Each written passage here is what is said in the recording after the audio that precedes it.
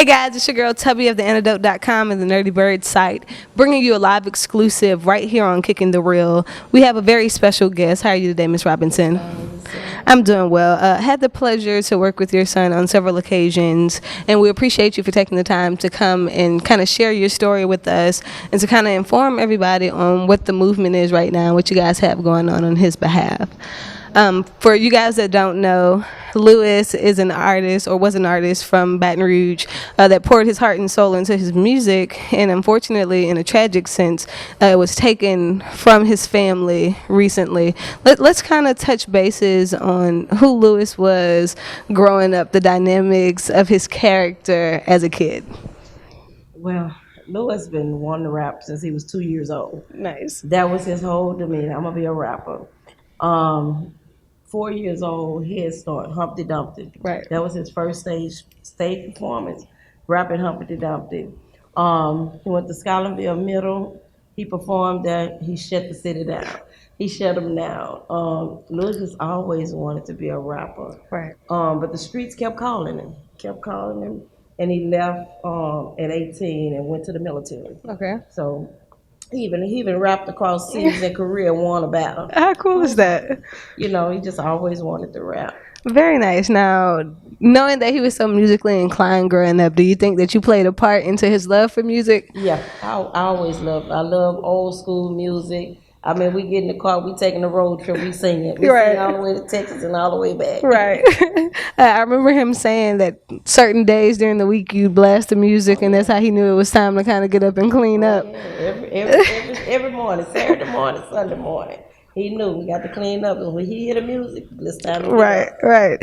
Now, when he left overseas and kind of experienced music in an international sense and in a bigger scene, he came home, kind of took a hiatus, and then regrouped and started working on his music again. When he started transitioning back into music, how did his character start to open up again once he got home?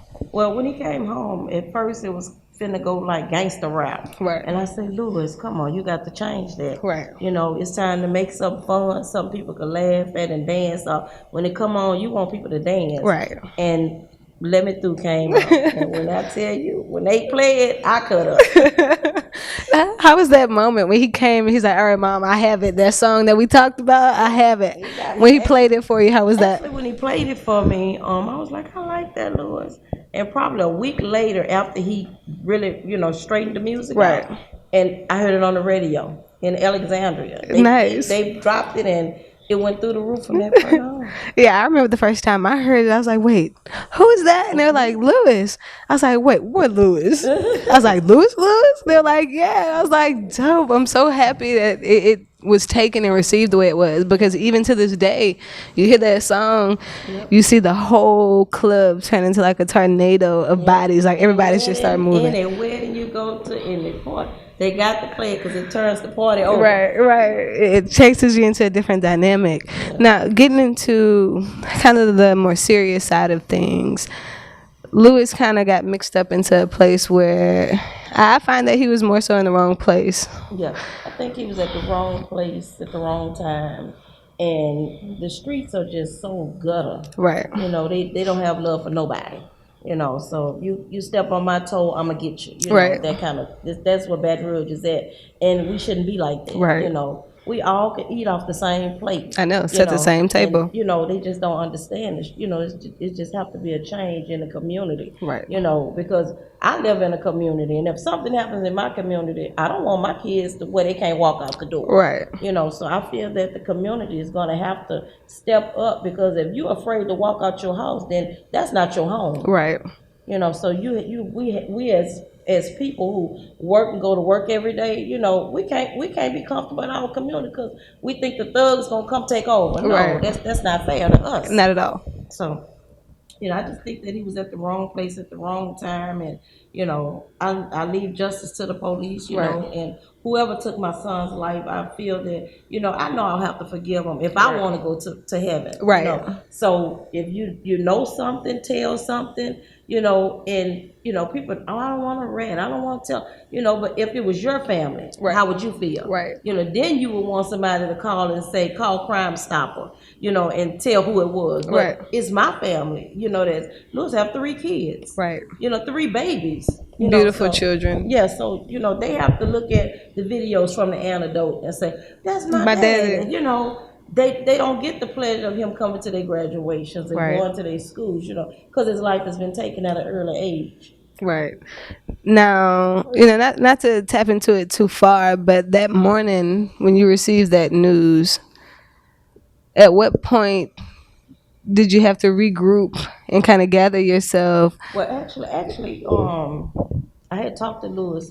I had texted him the day before that. Right. And then that morning, he had sent me a text of a song that he had did that night, maybe like 12, 1 o'clock that night. Right. And he texted me that song. Me and Louis was really, really close. So it's not much that I don't know about, Right. with him in the street or whatever, who he beefing with or who got a problem with it. I know a lot of his business. I was leaving work at about 3 o'clock, and my son called me. He said, Mama, Louis got shot. But that wasn't the first time Louis got shot at. So I was like, Louis got shot. Right. Really, Again. It's okay, Louis got shot in the leg, move on. Lit. And I went, my son was graduating, and I was doing his invitations at Sam's. And I said, all right, I'm on my way. He said, they're going to Eric K. Long. I Right. said, okay, all right. So I left out of there, and the Lord said, get to your baby. Right. I left from Denham Springs to Airline Highway in about 15 minutes. No red light, no stop, no nothing. And I knew he was already gone. Right. You can So, feel it. yeah, I felt it because we're so close. Right. Right now, you guys are promoting justice for Louis. Correct. You guys are asking the community to be involved. You're asking that if anybody knows anything, to please reach out and connect and share the bit of information that you have, because it can play a major role in making sure that this doesn't happen to somebody else. Now, knowing that you're so involved in the culture of music, being so close with your son, when you look at the dynamics of music, do you think hip hop and violence can be separated? I think that it could be, but I think our young black men take it and put it together. Right. And they want to beef and they want to talk about, they want to talk about it. If like they've done something, they want to talk about it on a song. Right. Or they want to threaten somebody on a song. They know that the police can't come get them for making a song. Right. But some things don't need to be put out there like that, because that's when the beef starts. Because you feel like your manhood being taken because somebody's saying something about you on It's a a song. challenge. Yeah, and then there it goes, and then we take it to another level to where, now we're going to kill them because Right. they said something. But that's not worth it. Right. Because when you go to prison, that's for you. Right. You ain't got these gangs to go with you. You ain't got your buddies to go with you. You go pull that trigger. You pull that trigger, and you going to go to jail for it. Right. And I think one of the crazier things, like you said, the reality and the entertainment are being intertwined. There's no separation. And, DQ Rogers sat here recently and said the same thing. You have to go back and let it be known. This is for the entertainment of it, so that people aren't taking it as real life, because then we have situations like this where people feel like when their manhood is challenged, their pride kicks in, and now they have to retaliate because all these people are watching. And the media plays a part into it as well, opening up the avenues where so many eyes can be sourced in on a small situation, which makes it a larger situation. Now, where Louis's kids are concerned, I know that is a transitioning feat that's really tough for you, but you're handling it well. You're handling it well. I took 2 of them with me this morning. I can't get rid of them. I'm raising one of his daughters. I've had her before Louis passed. Right. So I've had her. He has a 5-year-old son and a 4-year-old daughter and a 3-year-old daughter. Right. So we just love on them, and when Louis would step in, we just step on in and do what we have to do as grandparents. That's a beautiful thing. Now, you guys have done such a beautiful job stepping in with those kids. We see the pictures all the time. They're so beautiful. And the legacy and the name of Louis is staying alive in such a beautiful way because I see the videos all the time where you capture. Yes. And all of y'all look just alike. Like Robinson clan is real. Y'all better follow so y'all can see everybody look like Louis because everybody look like Ms. Robinson. Yes, they do. Now, a lot of your kids are musically inclined as well, and I think that's cool because that's another way that Louis's craft is going to continue. Yeah, he passed the torch. I have a son that's in the Navy. Right. He's in California. And Louis actually taught him how to, do the music on the computer and how to make his own beats and all of that. So he took it and he kind of ran with it. And now that he's in California, he's like on another vibe level, so he's doing good. And his name is Cobando, is what he calls it. Check him out. Yeah. Check out Cobando. Yeah, he's doing good, but he don't want to come back to Baton Rouge. He said, I'm not coming back. I can understand. It's a lot. Yeah, it's a lot. It's a lot to take in. Now, we're not the first that have had the opportunity to have your story shared, and we do appreciate you for sharing your story with us. But we're going to kind of look at your magazine feature that the city needs to check out and support. Let's kind of talk about being sponsored here for your article. Yeah, it's with the police department. The chief heard of my story, and he asked me would I come in and tell my story to the city of Baton Rouge. Right. And it's in a 2019 report to the community magazine. Turn around, let the camera check that out. Can we get a close up of that? Can you see that from there? Let me. You see it? Y'all see it? Y'all see that? Check that out. Make sure y'all hit her up on social media outlets. Check in and see where you can get your copy so that you can share her story that she has also taken the time to share with us. Yeah. Now, you have an event that's coming up as well that you'll actually be speaking at, along with G Money's mom. Correct. But let's kind of talk about that, and you guys make sure you pull up, support, and show love to this community-affiliated event. Yeah, I placed the flyer on my social media pages. Okay. It's called One Dream, One Voice, One Dream, One Team, the 10th annual Pack the Park. It's going to be at Sawyer Park on North Dunmore. Okay. A lady by the name of Taja Hamilton. Okay. She's a victim of crime. Okay. So the person shot her and her husband, and it left her paralyzed. Oh, no. So she called and reached out to me and asked would I come and tell my story. Right. And so me and G Money mom will be going to tell our son's story. And RIP G Money, they actually captured his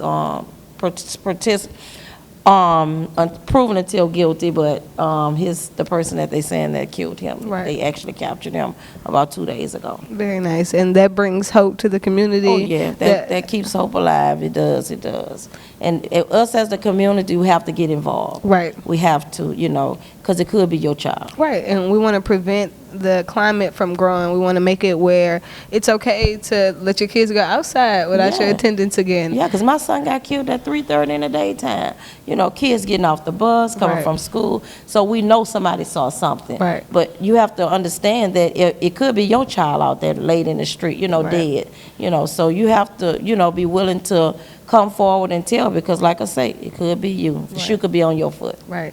Well, we definitely appreciate you. We are honored to have you. Thank you for taking the time to come out and share with us the pieces of you that make you who you are and the legacy that you're continuing to capture and to push on in behalf of Louis, but also for your family's sake. I think it's such a beautiful thing to see the positivity that has grown around you guys in transition in regards to the loss. Yeah. And, he will greatly be missed. He had just really gotten to a point where he had kicked in his music again and formatted what he wanted to do and had it structured.